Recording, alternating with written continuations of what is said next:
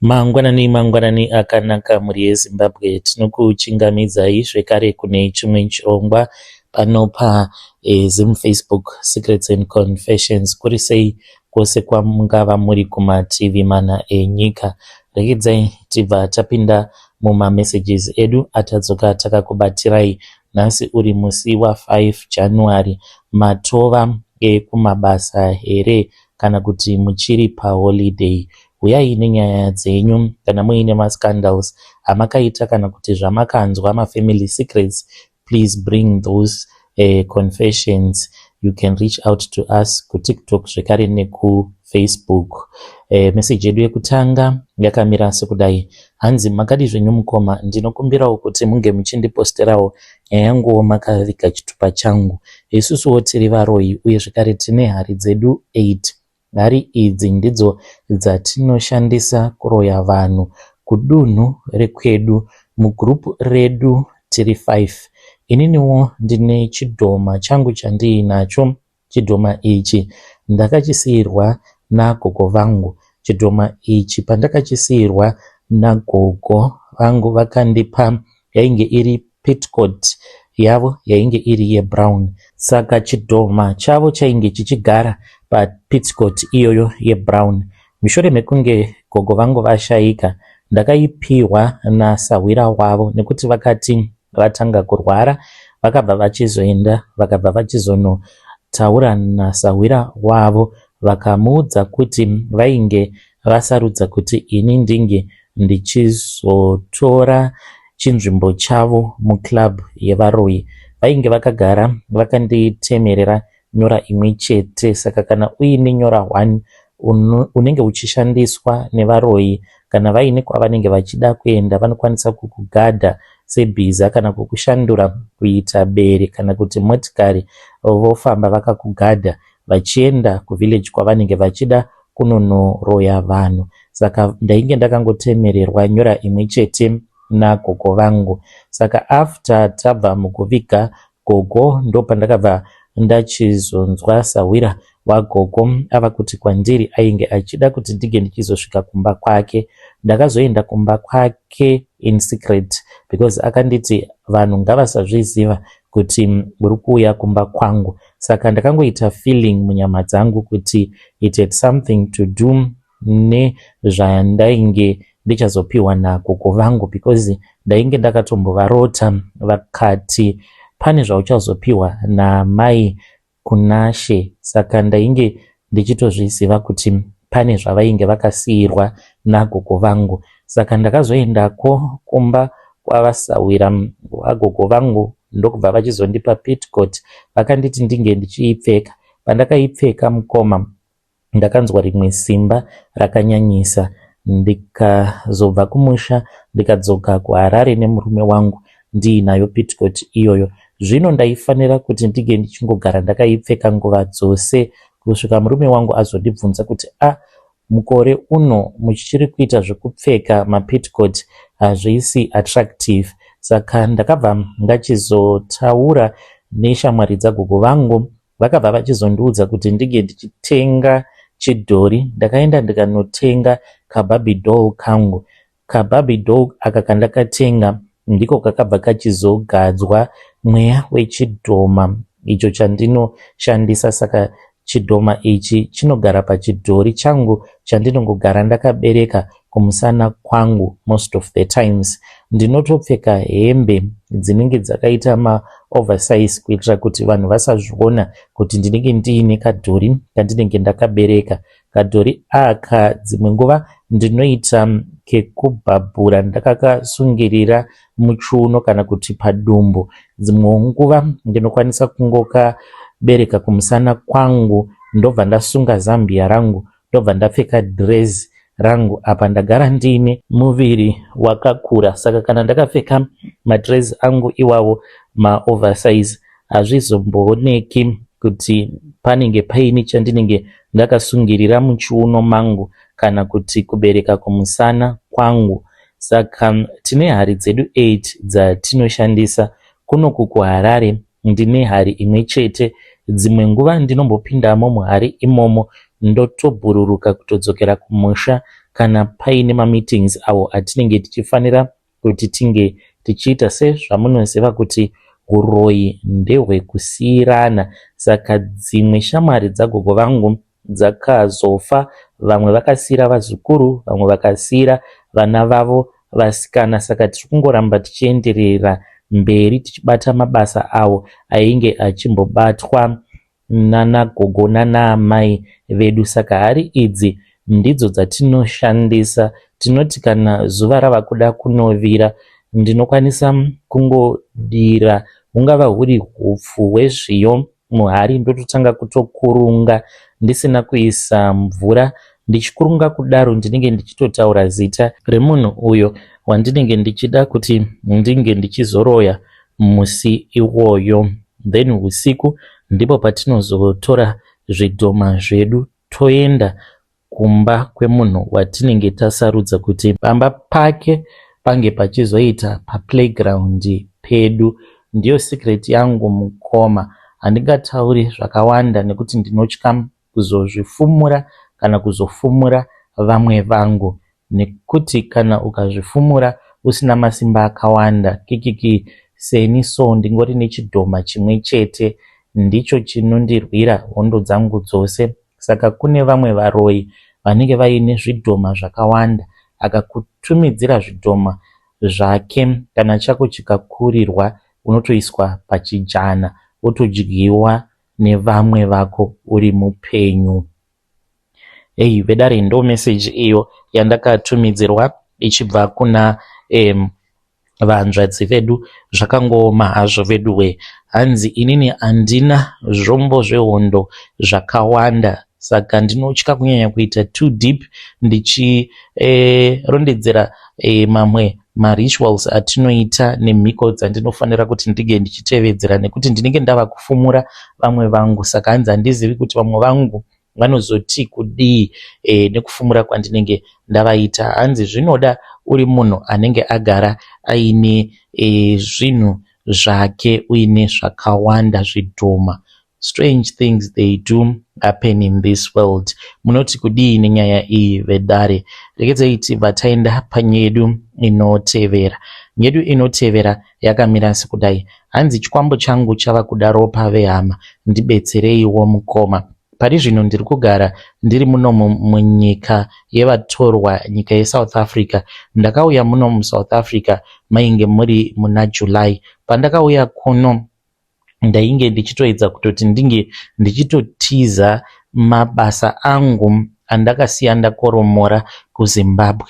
Zvakaitika mukoma ndezvekudai. Inini basa rangu randainge ndichiita rainge riri rekutengesa mabhero. Saka taienda kunohodha mabhero awa kuMozambique. Saka ndainge ndichiwirirana nevamwe vakomana avo vandainge ndakaita joint venture navo. Vakomana ivavo vainge vari vekwaMutare. Saka taiwanzokuti kunyangwe tikaenda nekusaidhi rekwanana Mutoko tichizoenda kuMozambique, taizotoenda kwaMutare, ndiko kwataitanga taenda nemabhero edu, then tozodhiraivha tichibva kwaMutare tichizouya kuHarare. Saka taitofanira kuti tinge tichitanga tanotsika pamusha peumwe mukomana uyo watainge tichidhilawo naye, ainge ari mumusindiketi redu. Rori rake ndo ratainge tichishandisa. Saka iye ainge akatiudza kuti each and every trip patinosimuka tinotanga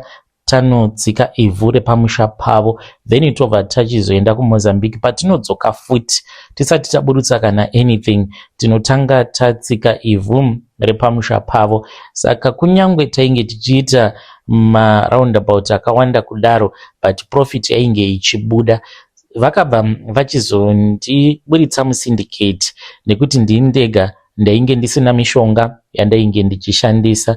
Ndakaenda ndikanotaura navo ndichida kunzwisisa kuti sei vainge vakandiburitsa musindicate. Ndopa vakabva vachizondiudza kuti sezvo ndainge ndichizviidza munhu anonamata stereki, saka vainge vava kuona kuti zvainge zvisingaite kuti varambe vachishandidzana neni sezvo ndaizviidza munhu anogona kunamata stereki. Ndakabva ndachizovakumbira vakomana vaya ndikati, varume, ininiwo ndiri kuda kuti ndirambe ndiri musyndicate because kuita zvainge zvichiita kubva zvavakange vandiburitsa musyndicate ndainge ndisingachakwanisi kuti ndinge ndichiunganidza mari ndinge ndichikwanisawo kuronga nemari dzandainge ndobata, because ndakazotanga kushanda neumwe mukadzi wekuchechi takasvika pakubhuroka. Saka pandakadzokera kuvakomana ava vekwamutare ndainge ndiri pazero ndisina kana start. Vakandiudza kuti vainge vachikwanisa kuti vange vachizondimutsa. Vakati kuti vange vachikwanisa kundimutsa vainge vachida kuti tinge tichizoenda tose kunyanga. Takabva tachizoenda kunyanga kumusha kwen'anga yandakazoziva kuti ndiyo yainge yakavarombesa. Tasvikako kunyanga kuya takasvika tikawana kuti painge patori nevanhu vakawanda pamusha pen'anga iyoyo because yainge ichitobatsira ende vanhu vainge vachitopa matestimony. Vamwe vainge vatuya nezvipfuwo, vamwe vainge vatuya nemotikari vachida kuti vange vachizopa n'anga iyoyo motikari nezvipfuwo. Nguva yakazoti yakwana takabva tachizonzi tinge tichienda muimba yematare nekuti pane dzimba mbiri dzematare. Kune avo vanenge vachiita matare akachena asina urombwa mukati vane yavo, then kozoita dare revanenge vakaromba.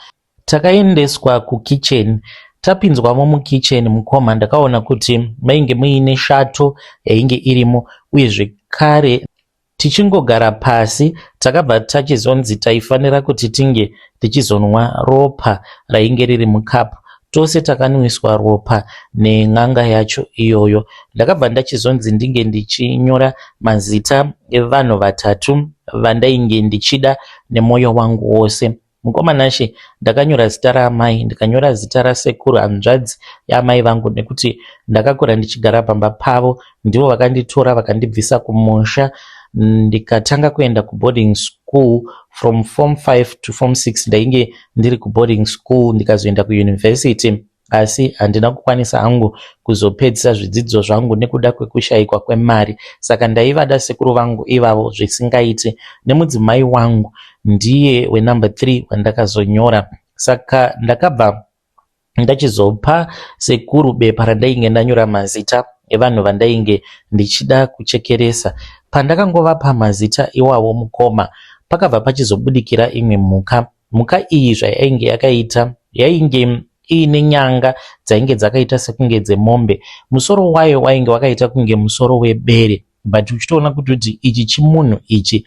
Uye zvekare chikwambo ichocho chainge chakapfeka marengenya. Chakabva chachizotora bepa riya iro rainge rakabatwa nasekuru chikabva chachizotanga kuseka. Asi zvose izvi zvichiitika ndini ndega ndainge ndichichiona chikwambo ichocho. Vamwe vose vainge varimo mudare imomo havana kana chavainge vachiona. Saka ndakabva ndachizoudzwa kuti chikwambo changu chainge chazama kuti chinge chichitora ropa raamai, ropa rasekuru zvikaramba, chikazokwanisa kuti chinge chichizonongedzera kune mudzimai wangu. Pakabva pachizoburitswa glasi, ndikabva ndapiwa glasi. Ndakanzi ndinge ndichiriisa mumvura. Mushure mekunge ndapiwa hari yainge iine mvura, ndokubva ndaisa glasi riya mumvura. Ndakanzi ndinge ndichibaya mufananidzo wemudzimai wangu uyo ainge abuda muglasi muya. Ndakaita saizvozvo, ndikanzi ndirambe ndakangotsikirira chete. Mvura yainge irimo muhari yakatanga kushanduka ikatsvuka ikaita ropa. Chikwambo chiya chakafamba chikauya chikatora hari chikatanga kunwa mvura iya yainge yashanduka kuita ropa. Mukoma ndakangoti ndichingobuda mumatare ndopandakaona SMS ndichiudzwa kuti mudzimai wangu ainge atoendeswa kuchipatara kuPare reNyatwa. Ndakabva ndanzi ndinge ndichidzima foni yangu. Vanhu vakazama kundifonera for 2 days ndisingabatiki pafoni. Ndo zvakazonetsa izvozvo because by the time ndakazodzoka muHarare hama dzemudzimai dzainge dzakatotsamwa, vanhu vakatogumbuka. Uye zvekare pane mamwe mashura awo akazoitika parufu rwake zvekuti vanhu vakangotanga kutongonyumwa kuti mudzimai wangu kufa kwake ainge afa achiita zvekuchekereswa.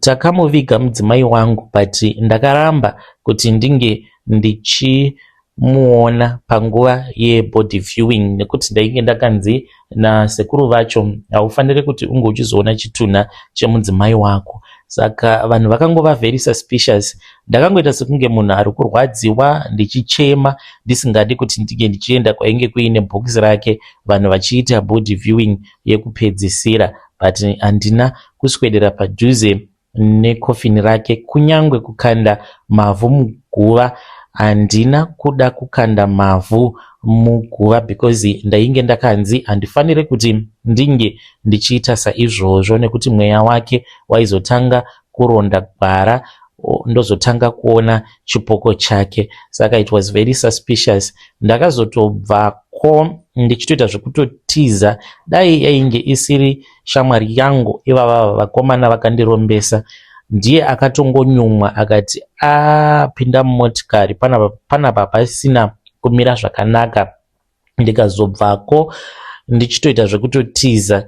Ndakazoendeswa zvekare kun'anga yevakomana ivavo, ndikabva ndachizopiwa rimwe dumwa randakanzi dumwa iroro rinofanira kungogara richingosinina neropa, ende ndo zviri kuitika kusvika pari nhasi, rinongogara richisinina neropa. Ndakanzi kana raoma mari yandinenge ndoita inenge iri shoma. Iko zvino zvupenyu hwandiri kurarama mukoma, ndinoenda kuMozambique. Ndaenda kuMozambique ndobva ndanobatisa mabhero angu. Sezvo ndiine mishonga yandinoshandisa, hakuna munhu anondishandira akafunga kuda kundiitira utsotsi nekundivhara pamari. Saka mabhero ndinoenda ndonozviodhera ndega, ndotobatisa mabhero acho otoenda kuZimbabwe, vanhu vototengesa. Patinozosangana zvekare kuMozambique vanenge vatori nemari yangu, vashandi vangu. Ndiyo secret yangu yandiinayo mukoma. Handizivi kuti ndichazodzokera kuZimbabwe kana zvadii. Pari zvino ndakangonzi nasekuru chimbogara ikoko kwauri, nekuti ndiko kutori safe for you. Kana ukauya kuno unopondwa nehama dzemukadzi wako. Hey, vedare ndo message iyo yandakatumidzirwa ichibva kuna mukoma vedu. Zvakangooma hazvo vedu we. Hanzi ndakanzi vanhu vatatu unofanira kuti unge uchisarudza one waunoda, ndikasarudza mudzimai wangu. Hanzi ndinoita zvemabhero, vane mushonga wekuti vanotyiwa nevashandi vavo. Hanzi business rangu ndinongotori manager pafoni, ende ndinenge ndichitoita sekunge ndinenge ndiripo paground. Yo, zvakaoma hazvo vedu we. Rekedzai tibva taenda panyedu inotevera. Nyedu inotevera yakamira sekudai. Hanzi mukomana chimakadii zvenyu, muri sei? Happy New Year. Zita rangu ndinoitwa Nakai, not my real name. Please don't share my profile with anyone. Ndini uyo wamuri kuona pama pictures. So nyaya yandiunza pano, ndanetswa nechipoko chemurume wandakambogara naye muJoni kwegore rose, ndikamuramba akazviuraya, ndikatorwa nebest friend yake. Pari zvino ndiri kugara nebest friend yake, titori murume nemukadzi, ende takaita mwana umwe chete. Nyaya yangu mukoma yakatangira padainge ndichiri kuhigh school. Ndakasangana naJoseph uyo akazozviuraya apo pandainge ndiri form 4.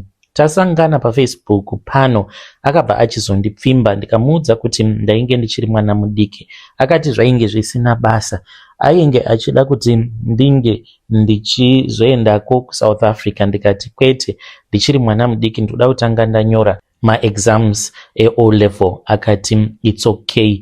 Mari yainge isati yatombovapo mukomana yekuti ndinge ndichizobhadhara mari dzemaregistration. I think kuti mari yainge yangowanikwa nababa vangu yainge iri yekungoregister only one subject. Saka ndakazongotaura naye, ndichingotaurawo naye senyaya. Ndikati I don't think kuti I will ever come to South Africa. Akati why? Ndikamuudza kuti vabereki vangu vainge vandishayira mari yekuti ndinge ndichinyora that year. Saka ndainge ndichazotonyorera muna June after ndatomboshanda, kana kuti ndotomboita mamwe makore ndichishanda, ndichiunganidzawo mari yekuti ndige ndichizokwanisa kunyora form 4, because zvekuenda kuSouth Africa ndisati ndanyora form 4 ndainge ndisingadi. Akabva achizoti imbori mari, ndikamuudza akati it's okay, ndinokwanisa kushanda kana 2 months then ndokutumidzira mari. Ndikabva ndachizomupa mafone numbers aamai vangu. Akazotanga kutaura naamai vangu akavatumidzira mari yekuti ndinge ndichizokwanisa kuzonyora O level, ndikakwanisa kuregister, ndikatonyora, ndakabuda ne2 subjects. Akati it is okay, unokwanisa kuzoita uchinyorera zvako even wava kunoku. Ndikati hapana chakaipa, but zvekuenda kujoni ndainge ndisingadi. That is the truth mukoma. Ndakabva ndachizoti iwewe chiuya kunoku, thinking kuti ainge asingazouyi kuZimbabwe. Akauya but ainge achida kuti tinge tichidzokera tose. Ndikati handina passport. Akati zvino zvauchiri ne16 years hazviite kuti ndikutorese passport for now because kuzocrossa border uri wega zvinenge zvisingaiti. Ngatiregedze kutambisa mari ndongobhadhara malaicha nemari yandiinayo. Ndikati never hazviiti, zvitori nani kuti tinge tichimirira nguva. Saka ndakazoti ndava ne18 akati chitora passport. Ndikati okay, it's fine. I delayed kusvika ndava ne19 ndokubva ndachizotora passport, ndokubva ndachizoenda naye kuSouth Africa. By then ndainge ndava kutoziva maparents ake, ndaitomboenda ndichinogara kumba kwavo. Iyewo pamba pedu ainge ava kutongosvika anytime. Aiwanzokuti kana akashanda 4 months obva achizodzoka kunoku kuZimbabwe totomboenda kumba kwavo.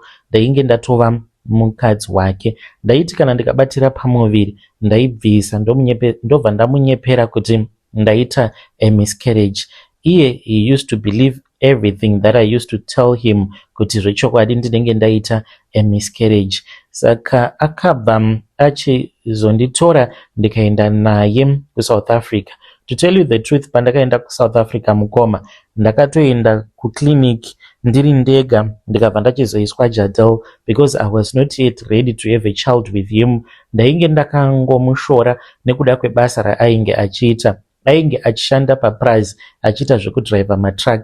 Saka ndaitonyara kutoudza even my friends angu kuti murume wangu anoita zvekudriva tractor mumaPrize. Worst of all, makazini angu, ndine macousins avo akaroorwa nembinga, varume vane mari. Saka ndaiti kana ndikatanga kufunga ndobva ndati saka it means kuti pose panenge paine mafamily gathering ndinenge ndiine murume anenge asina motikari, asina mari, asinawo imba. So ndichange ndichizosekwa nemacousins angu because upenyu hwandainge ndichirarama panguva iyoyo ndaingorarama upenyu hwekuda kufadza maziso evanhu. So when I went there ndainge ndiine Jadel. Iwo ainge asingatombozvizivi kuti ndainge ndiine implant iyo yandainge ndiinayo. Takasvika tikagara muPrize but ndainge ndisingatombonakidzwi nechikomboni lifestyle chaainge ava kundiraramisa. Mwana akakwirira kumadheudheu, ndava kuraramiswa chikomboni lifestyle. I did not even enjoy it even one bit. He then introduced me to his friend. Zvakaitika mukoma ndezvekudai takabuda tichienda kunotenga chikafu because sezvo ainge ari munhu ainge achiwana mari shoma. Zvataiwanzokuita ndezvekudai, aiti kana akapiwa mari yake after 2 weeks taibva taenda mutown tobva tanotenga mamwe mazisoseji ekushata so ari efake. Taitenga chikafu chakawanda because tainge tichigara kure nekutown. Saka taiwanzokuenda kutown once a month or twice each and every month. Apa ndainyara futi kufamba naye because aingopfeka mamwe mazihembe so anomakisa ekutoti zvaitoonekwa kutoti uyu munhu uyu akakurira kwanzvaravanda. Saka ndaiwanzokuti kana ndikaenda naye mutown inini ndinenge ndichifamba kumberi ndichifambisa iye ari kumashure. So this other day we then met this other friend of his ainge achitofamba neRange Rover yeblack. Ndiye akazova murume wangu. Ndakatongonakirwa naye because ainge atongori nenice hairstyle and aitongonyemwerera paya. And when we looked at each other ndikatoti uyu ndiye anofanira kuti ange achizova murume wangu, munhu agara aine motikari nechikare apa Bo manje. So akabva achizondiintroducer kwaari ndikabva ndachizotongokumbira mafone numbers. Akandipa mafone numbers panguva yangu haana kana zvaakamboziva. We then returned back kuPrazi. Ndikabva ndachizotanga kutaura nefriend yemurume wangu ndikatomudza chokwadi chekuti ndainge ndafunga kuti ndinge ndichizosiya shamwari yake. Akandibvunza kuti why, ndikati because he is too poor for me, nditsvakireiwo basa. So akazonditi kulocation kwainge kuine umwe munhu waainge achiziva, ainge achitsvaka vanhu vekushanda navo vari vanhukadzi vainge vachiita zvekuvaka. Ndakabva ndachizotiza murume ndikatanga kugara mulocation, ndokuzotanga kufambidzana kwandakaita neakazova murume wangu. So Bangu akazoti azviziva ndopaakabva achizozvisungirira, akazviurayirapo paPrazi ipapo pandakamusiya. Hanzi akangowanikwa akafa. After some days vanhu vakatanga kunzwa kunhuhwa. Pavakazovhura ndopavakabva vachizoona kuti munhu ainge atoshata nechekare. Handina kumboita basa nazvo because it was not my fault. Iye akada kutanhadza asingasvikiri, saka ndakangoti ndezvekwake. By then mukomana ndainge ndatobvisa Jadal. I was pregnant by that time. Pandakangonzwa kuti ndo zvainge zvaitika, ndakatomurota. Akapinda murumu mandainge ndiri, akangouya akabata dumbu rangu akati, oh, watova nenhumbu, ndokubva atonyangarika. Pandakamuka mukoma, I then discovered kuti ndainge ndatoita miscarriage. Zvakazonditorera nguva kuti ndinge ndichizoita umwe mwana zvekare. Saka ndanetswa nechipoko chemurume uyu. Apa murume wangu handisati ndamuudza kuti ndo zviri kuitika, ndakaudza this friend of mine kuti ndiri kunetswa nechipoko cheex yangu. Saka friend yangu akandipa advice akati kwandiri, kana uchida kuti marriage yako inge ichiparara, udzayo current husband kuti uri kuona chipoko cheainge ambori best friend yake. You will take it as something that is like bad luck, then over atongokusiya apa wava nemwana. So just ignore my dear. Mukomanashi ndiri kutomboedza kuti ndige ndichiignore, but dzimwe nguva ndinokwanisa kungokaruka ndarohwa nemunhu wandinenge ndisingaoni. There are times when I wake up ndotonzwa kuti mumba munenge muine munhu anenge arimo, anenge ari busy achibika, asi ndini ndega ndinenge ndichingonzwa drama rose iroro rinenge richiitika. I need advice kubva kune vedare renyu. Should I tell my husband? Sezvo iyewo achitozviziva kuti marriage yedu iyi yakatanga sei. I don't think kuti he will judge me because na iyewo he is guilty nekuda kwezvaakaita. Do you think he will understand? Hey, vedare, ndo message iyo yandakatumidzirwa ichibva kuna vanzvadzi vedu.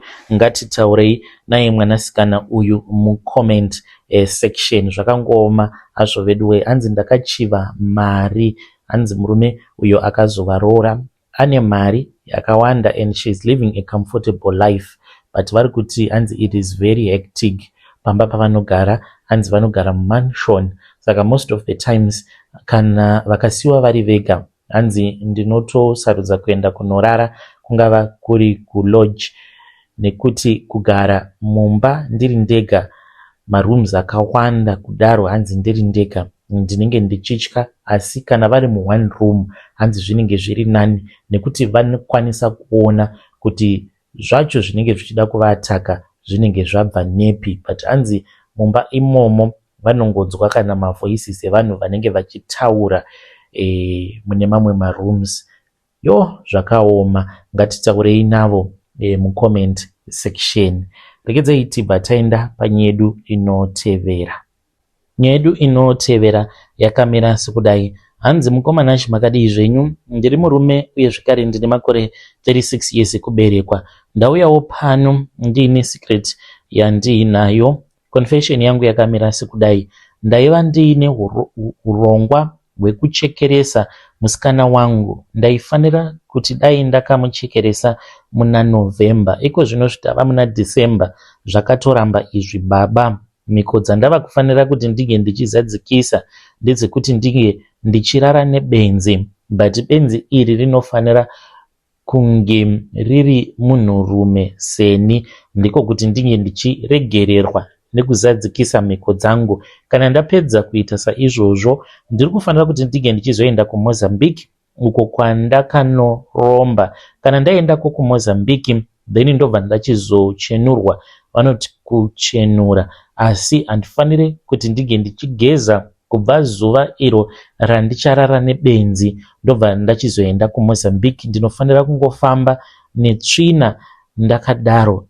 Mukomanashe, ndakairasa this time around. Saka ndinowanzo kuchekeresa after 2 kana kuti 3 years.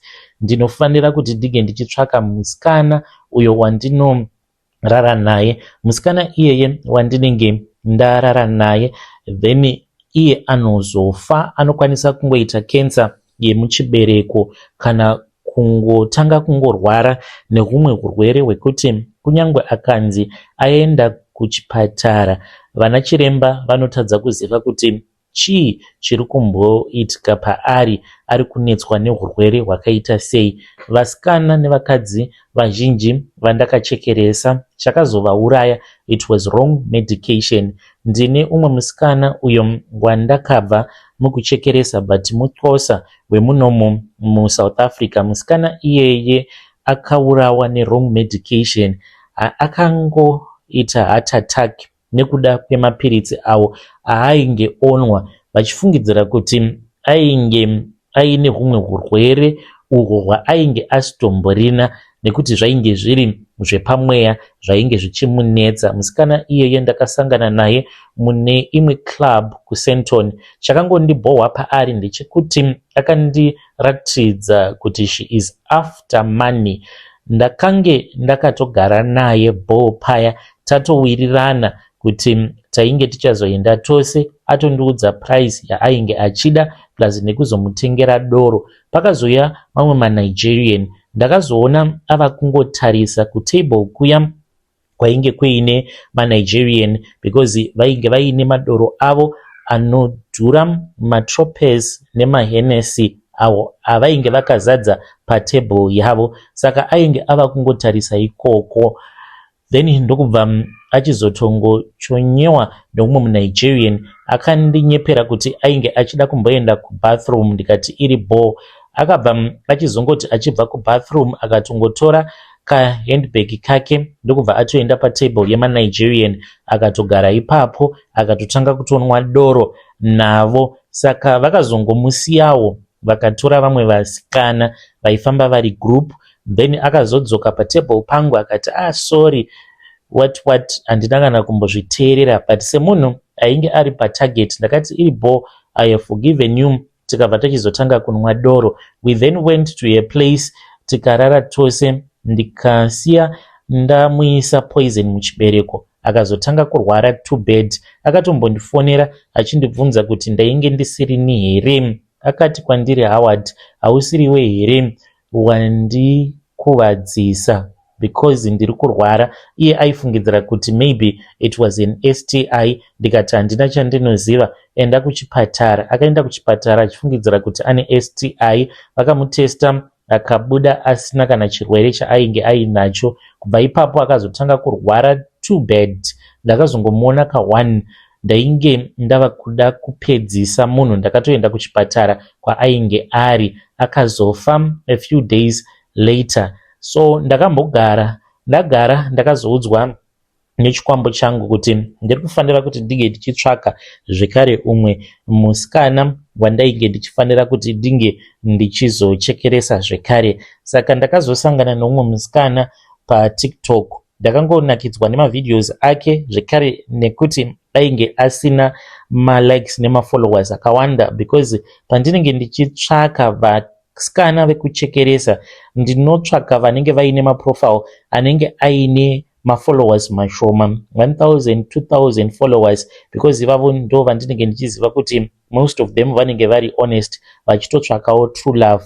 Ndakatanga kutaura naye plus iye akatanga kutongofollowawo profile yangu. Ndikatanga kuisa mavideos ndichitoratidza kuti nditori munhu ane mari, ndakamuudza kuti ndainge ndisina mukadzi and I was looking for a wife to marry. Akandibvunza kuti nemari dzose dzauinadzo seusina mukadzi. Ndikati mukadzi wandainge ndakaroora akashayika muSouth African, ndiye akaita kuti ndinge ndichizova nemapepa emuSouth Africa. Saka takawirirana. Handina kunge ndakaziva kuti vabereki vake mapastors. By then vainge vakatoenda kumhiri kwemakungwa, kwainge kuine conference uko kwavainge vakaenda kunoattenda that conference as my guest pastors. But ndaitovanzwa mumweya kuti the way that they were praying, they were also affecting me. Ndakasimudza motikari ndichiti ndainge ndichida kuita zvinhu zvangu nekukasika vasati vadzoka muZimbabwe, ndichitya kuti vaikwanisa kuzondikanganisa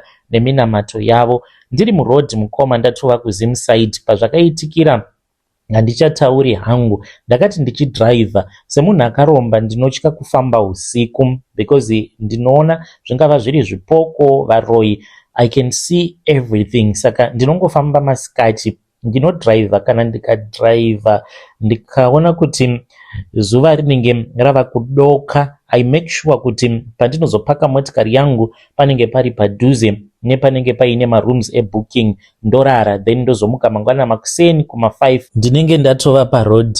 Ndo mafambiro angu andinoita kunyangwe ndiri muno muSouth Africa, kunyangwe ndikanzi ndiri kuenda kungava kuri kuZimbabwe kana kuti kuZambia kune mamwe mabusinesses angu.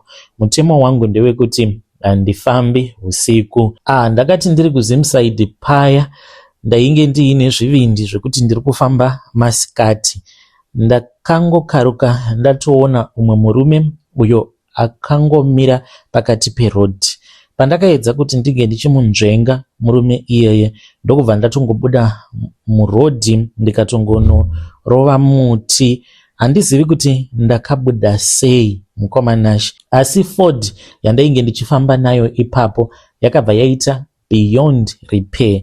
I'm not sure kana nyaya yacho yakabudawo pasocial media kumaFacebook, but motikari yangu yakabva yaita beyond repair.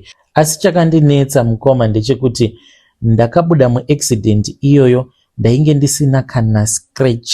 Ndakabva ndachizofonera vakomana vangu, vakauya nebreakdown, vakatora motikari vakaenda nayo kugarage, but it is beyond repair mukoma.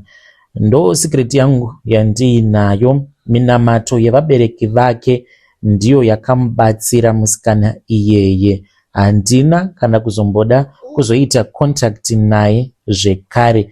I'm sure kuti kwaari anotozvibvunza kuti asi sei munhu uya akangonditi ndava muZimbabwe, ndava kuZimside, ndokubva achizongoti zii. Handina kana kuzombotaura naye, ndikabva ndachizomubloka paTikTok. Vedare ndo message iyo yandakatumidzirwa ichibva kuna mukoma vedu. Zvakangooma hazvo veduwe, hanzi ndakabva ndachizomubloka paTikTok. Zvakangooma hazvo veduwe. Strange things indeed they do happen in this world. Ngatitauri nezvayo nyaya iyi mucomment section, kuchengetedzwa neminamato yevabereki. Hanzi vari kuUK kumusangano kwavainge vari, but minamato yavo ndiyo yakachengetedza mwana wavo ainge achida kuchekereswa namukoma vedu ava. Hanzi ndinotageta avo vanenge vaine mafriends kana kuti mafollowers mashoma. Regedzai tibva taenda panyedu inotevera. Nyedu inotevera yakamira sekudai. Hanzi mukomanashi makadii zvenyu, please post my story makavigawo chitupa changu. Ininiwo ndinoda kureurura kuti ndiri kuronga kuda kutiza murume wangu ndichienda kunogara naex wangu uyo ari kuti uya kuno kuPoland. Kana zvikaita ndichazopa any other girl anoteerera maconfessions pano plug. Kune umwe zvekare ariko kuPoland ari kutotsvakawo mukadzi. So ex wangu akaenda kuPoland, it was last year. Takadanana patainge tichiri kuchikoro. Ndakazosangana naye paFacebook. Nemurume wangu hatisi kunetsana as such, but ndangoneta nekungoramba ndichingogara muno muSouth Africa mapepa hatina. Murume wangu mukoma ndakabva naye kuzero, ainge asina kana birth certificate, haana kana chaainacho. Kunyange ukamubvunza kuti uri kurongei neupenyu, haana kana mhinduro ine musoro yaanokwanisa kukupa. Saka ndiri kuona sekunge ndiri kutongoramba ndakamira panzvimbo imwe chete nekuda kwake murume uyu. Saka ndasarudza kuti ndinge ndichitongomutiza. Kana ndikamutiza ndinganzi ndinenge ndiine mweya wakaipawo here, because apa ndava kungorwira upenyu hwangu neupenyu hwevana vangu. Handiti kunyange ndikaenda kuPoland kwacho vachabhenefita vana, handiti zvinonzi kana wava nevana chakakosha ndechekuti unge uchizopa vana vako a better future. Saka ndo zvandiri kuda kuti ndige ndichiita, kuzopawo vana a brighter future. Handioni sekunge zvinozomurwadza ini kana akawana. I will give him my blessings. Akazosara achiwana, ndinokwanisa kuzotongomubatsirawo nekamari kekuti ange achizowanawo pekutangira.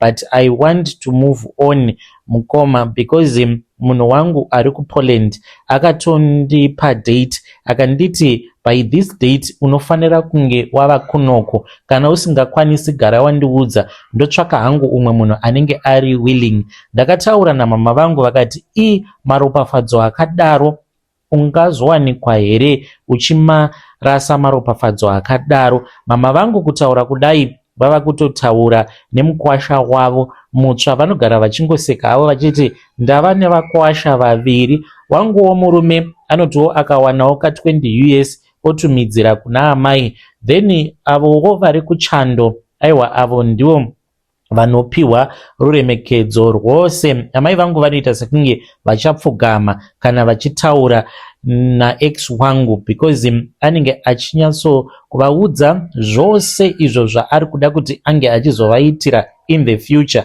Haangotauri chete, but he is a man of action. Kana akavaudza kuti mai toda kuti ndinge ndichikutsvakirai vanhu vachauya kuzorima, hazvechokwadi mukoma, anototumidzira mari. Seizvezvi iro rinogore mukoma, amai vangu vakachema paWhatsApp vachinditumidzira voice note vakati mwana wangu rumbidzai. Rumbi handizivi kuti ndingakupei muupenyu hwangu hwose. Handinawo kumbogara ndakafungidzira kuti mumundawo mangu muchazopindawo tractor. Aiwa, wandibvisa nyadzi mwana wangu. Ruzevha rwose rwanga rwakangotarisa tichirimirwawo netractor, because zvairwadza mukoma. Gore negore taiva tiri vanhu vekuvhairirwa, because zvipfuwo hatina zvipfuwo pamusha. Saka taitoti kana yava nguva yekurima kutonyengerera vanenge vaine mombe, then ndozotumidzira mari kana kukumbira vamwe vehukama vane mombe. Asi maitanga matomboudzwa mashoko, but iro rinogore mukoma kwakaitikawo chishamiso kuvhileji rekwedu, because tractor yakatobva kune rimwe vhileji ikauya ikarima mumunda mevabereki vangu. Amai vangu ndakavaudza ndikati handidi kuti munge muchisakura kana kuita sei gore rino. You are a 4 woman. Ndakavatengera maworksuit ivo nababa vangu vanongopfeka maworksuit iwawo nemajombo avo vachienda kumunda kwavo kungonomaneja vanhu vavanenge vatsvaka kuti vange vachisakura kumunda.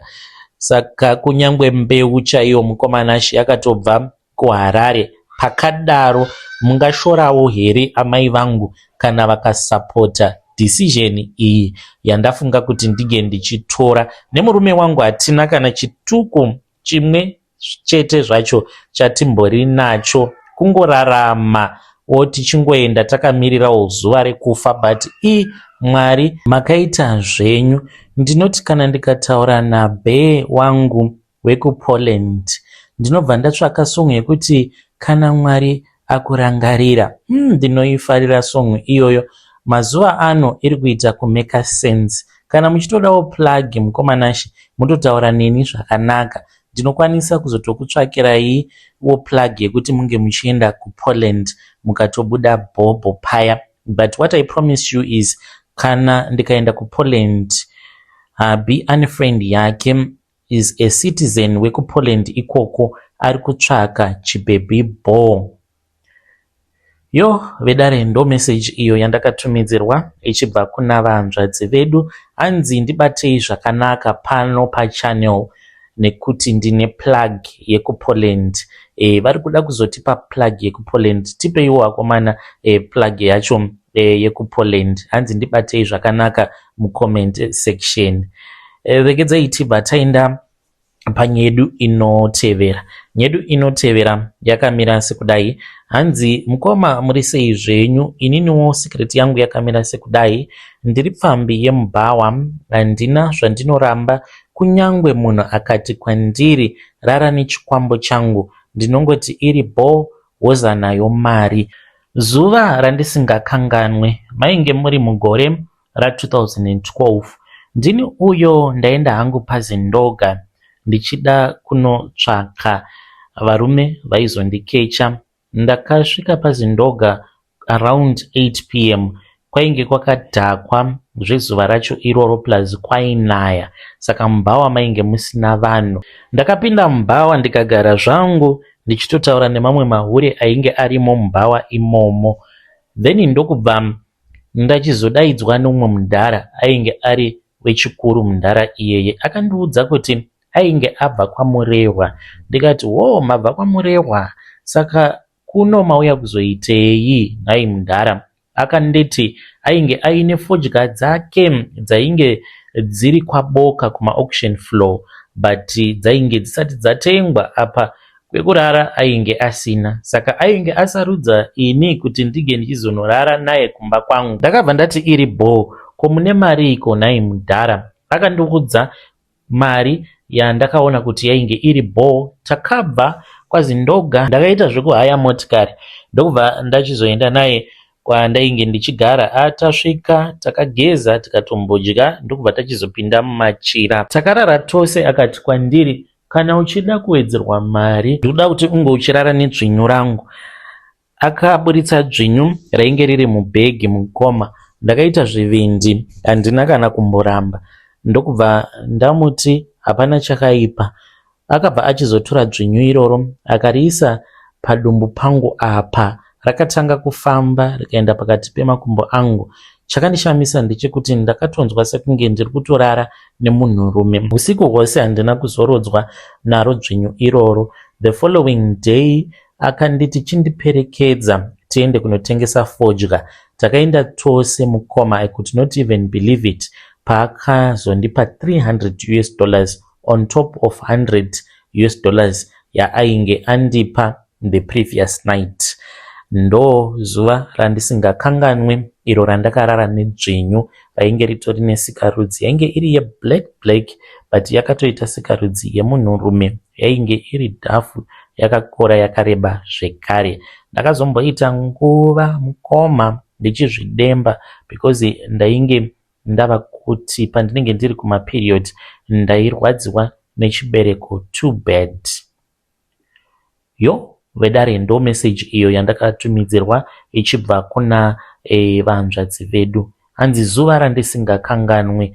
Imiwo kana muine zuvawo ramusingakanganwe, kana paine chiitiko chakaitika kwamuri chekuti hamufi makachikanganwa, you can come to my inbox and you share with me your side of the story.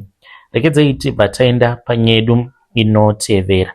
Nyedu inotevera yakamira sekudai so. Hanzi mukoma makadii zvenyu? Please post my story makavigawo chitupa changu. Ininiwo ndine hutsinye mukoma. Ndizivi kuti ndiri musatanist here kana kuti chii chinokonzeresa kuti munhu aitire vamwe vanhu hutsinye sehwandinoitira vanhu. Ndakaroorwa nemurume ane mari.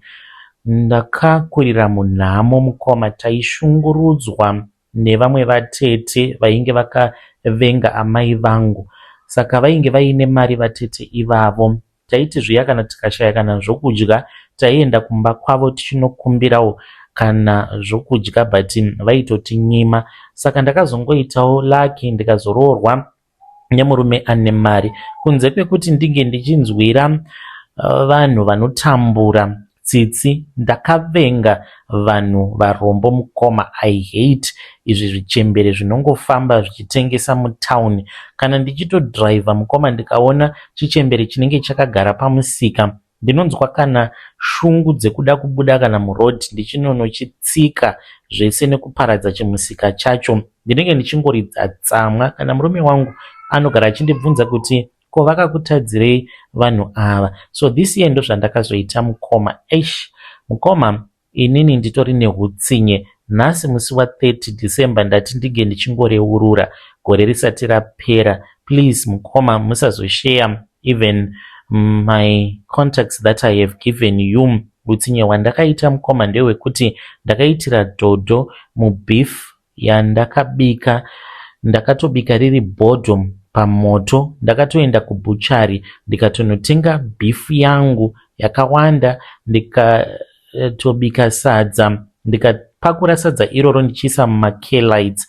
Murume wangu akatoti wow, you have done something that is wonderful. Akatondiperekedza tikatofamba tichitopa mastreet kid, those that are homeless, vataingosangana navo for Christmas. That is what we did early Christmas morning. But murume wangu haazvizivi, and probably he will never find out. He's not a social media guy.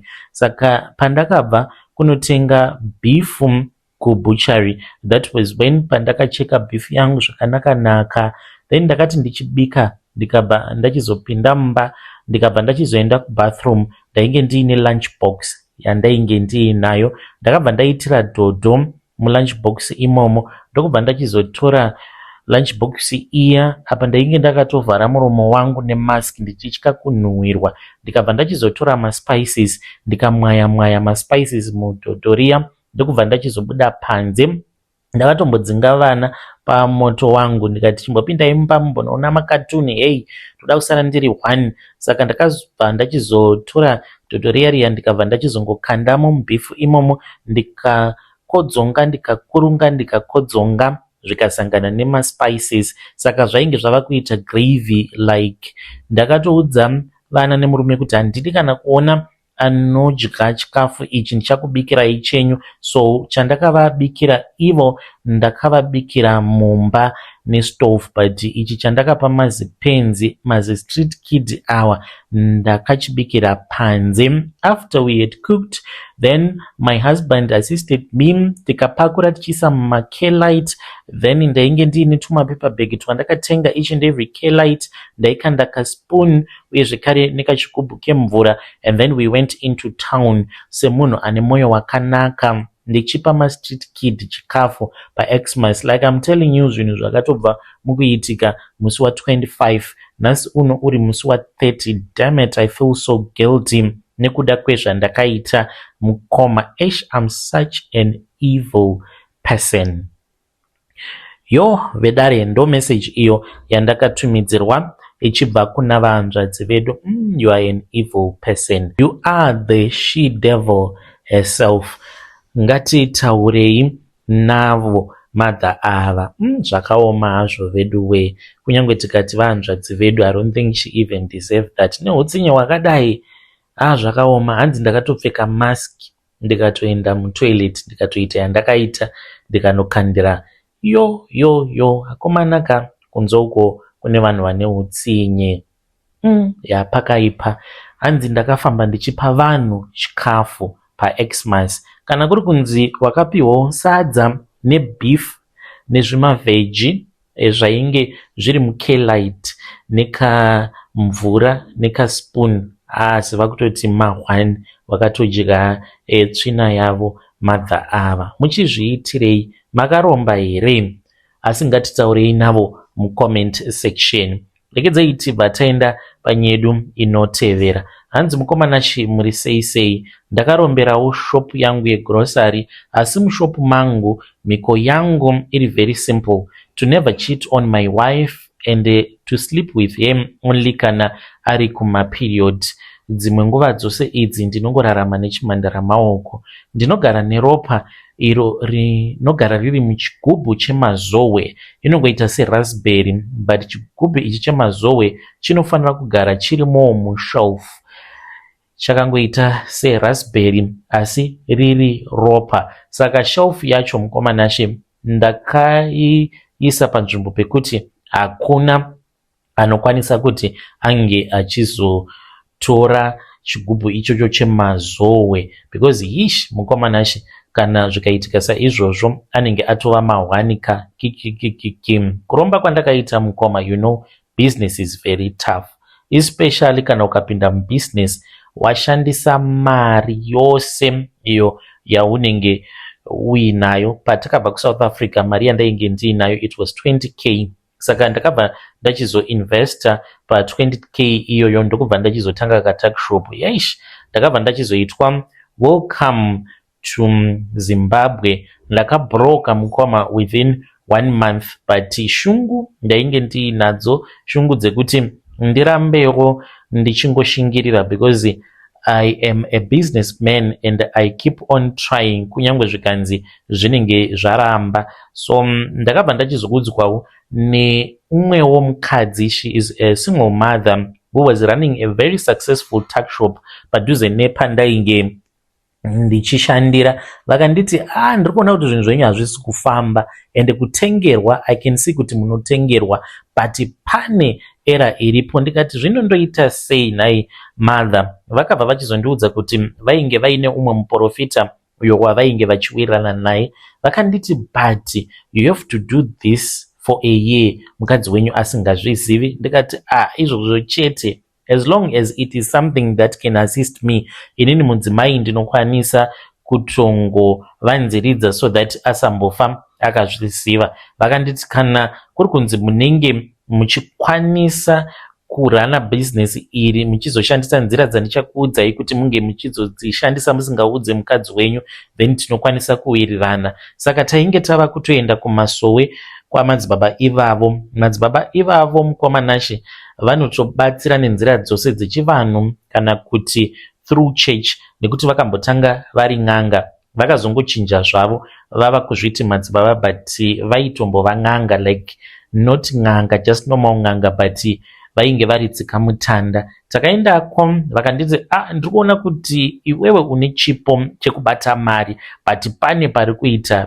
big error, a biggest error. Saka error iripo ndeyekuti wakagadzirwa muzukuru wangu, saka pano ndava kukupa mushonga. Saka ndakabva ndachizonzi ndinge ndichiuraya huku. Ndikauraya huku iyo yandakazodya iri mbishi. Ndakabva ndachizopiwa chigubhu chemazowe. Pandakachipiwa ndakatofungidzira kuti mainge muine raspberry, but ndakatarisa ndikati raspberry iyi kasi yakaora kani, because yainge yakakora. Vakaseka vakati no, iropa remunhu iroro.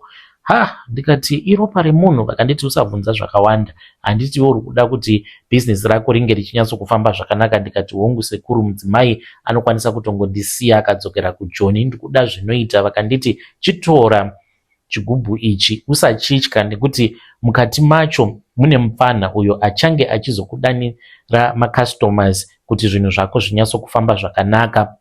Ndakabva ndachizotora chigubhu chiya ndikabva ndachizoenda nacho kumba. Ndaiti usiku ndaichiradzika panze, makuseniseni ndaimuka kuma3 ndochitora ndochidzosera mubhegi. Mhiko dzainge dziri dzekuti mukadzi aifanira kusachiona kwegore rose. After a year mukadzi wangu ndo pandakazongomuudza ndikati chigubhu ichi usachibata, because ndo pari kutobva mari yedu. Ndichitaura nemi kudai mukoma, all over Harare ndava nezvematuckshop zvakawanda, plus ndatova nesupermarket. Haina hayo kukura, but life iri kufamba mukomanashe. Kana ndikakuudzai kuti life iri kufamba I know what I am saying. Life iri kufire. That is what I can tell you. When you post my story, please tell me, ndichange ndichizotevererawo ndiri mucomment section. Vedare ndo message iyo yandakatumidzirwa ichibva kuna ichibva kuna mukoma vedu avo zvakangooma nazvo vedu we. Ndiyo nyaya yavo iyo yavauya nayo. Hanzi mushop mune raspberry inogara mushelf, ndo inoita kuti zvinhu zvavo zvifambe, vange vachitengerwa kumashops kwavo. Apa vari kuti ivo muropa imomo hanzi mune kamunhu kanogaramo nai mukoma makambozvibvunzawo here mubvunzo wekuti koropa iroro rikazomuka risisimo kanozorarama nei kanhu ikako, nekuti makati imimi makaudzwa kuti kanopota kachinwa ropa ririmo muchigubhu, but pandakavabvunza ivo vakangoti tichazongozviona, but pari zvino kunyange ndikatarisa level yeropa racho hanzi haisi kumbodzika, saka zvakarongeka. Ndo kutaura kwavakaita, vakati for now zvose zvakarongeka. Saka ngatitaurei navo mucomment section. Zvinotyisa, hanzi ndakaromba nekuda kwekuti ndainge ndainvesta mari yangu yose then ndikabva ndachizonyura mubusiness, because ndainge ndisati ndakwanisa kunzwisisa kuti business muZimbabwe unorirana sei. Pakaipa zvina kumira zvakanaka. Ngatisanganei zvekare mune zvimwe zvirongwa zvinotevera. Uyai nawo maconfessions enyu. If you love my long confessions hour, please make sure you like. Tikawanawo 1000 views pa video rinori, ngatiwanewo 1000 likes. How about that? So make sure that you like this video and also comment mucomment section. Ndichadzoka zvekare nechimwe chirongwa. For now ngatimbobatsirei vana Haiti ava mucomment section.